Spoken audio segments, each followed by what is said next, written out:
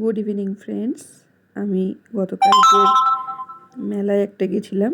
আমার বাড়ি থেকে খুব বেশি দূরে না, মিনিট 5-এর রাস্তা। তো এখানে একটা খুব বড় মেলা হয়। তো দেখো, মেলার অ্যাটমসফিয়ারটাই তোমাদের সামনে আমি তুলে ধরার চেষ্টা করছি। বিভিন্ন রকমের খাবারের স্টল ছিল। দেখো, এটা কোনোদিনও আমি চাপার জন্য ইচ্ছা প্রকাশ করি না।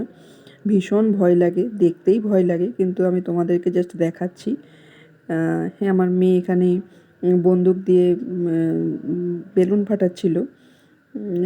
পারছিল, আবার পারছিলও না, একটা পেরেছিল।